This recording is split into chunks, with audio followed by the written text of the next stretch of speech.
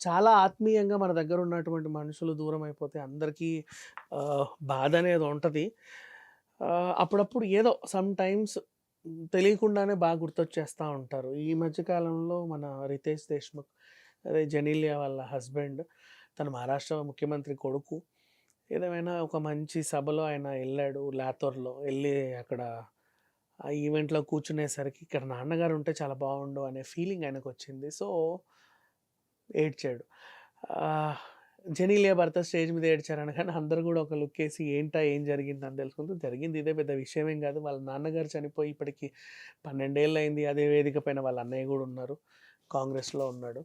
And ఆ వేడుకలో నేను ఇంతకుముందున్నప్పుడు వాళ్ళ నాన్నగారు చాలా ఉత్సాహంగా పార్టిసిపేట్ చేసినటువంటి వేడుకలన్నీ ఆయన దగ్గరుండి చూసాడనమాట. సమ్‌టైమ్స్ అంటే పోయి 12 ఏళ్లయినా ఇంత ఎమోషన్‌గా అప్పుడప్పుడు అనిపిస్తది. ఎప్పుడు ఎమోషన్స్ వస్తాయో మనకు తెలీదు. పోయిన మనుషులు ఎప్పుడు గుర్తొస్తారో మనకు తెలీదు. చనిపోయి ఫర్ ఎగ్జాంపుల్ 10 డేస్, 11 డేస్ ఉన్నప్పుడు కూడా అంతగా గుర్తురాని మనుషులు 10 ఏళ్ల తర్వాత వాళ్ళ మెమోరీస్ అప్పుడప్పుడు అనుకోకుండా మనకు తెలియకుండానే వెంటాడుతా ఉంటాయి.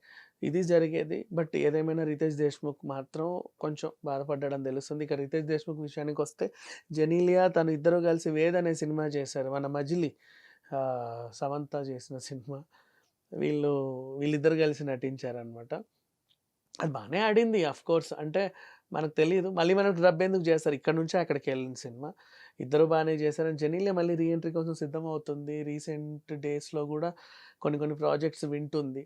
ఇద్దరు పిల్లల తల్లయినప్పటికీ మళ్ళీ రీ ఎంట్రీ కోసం వస్తుంది. చాలామంది రీ ఎంట్రీలో సక్సెస్ అయిన హీరోయిన్స్ బోలెడంత మందున్నారు. మరి జెనీలియా మన ఇప్పుడు 'జ్యోతికలాగా' లేడీ ఓరియెంటెడ్ సినిమా లో వస్తదా 'ప్రియమణిలాగా', 'జ్యోతికలాగా' లేకపోతే 'త్రిషలాగా', 'శ్రీహలాగా' మళ్ళీ హీరోయిన్‌గా సెకండ్ ఇన్నింగ్స్‌లో గూడా సక్సెస్ సాధిస్తదా అనేది వేచి చూద్దాం. Thank you so much.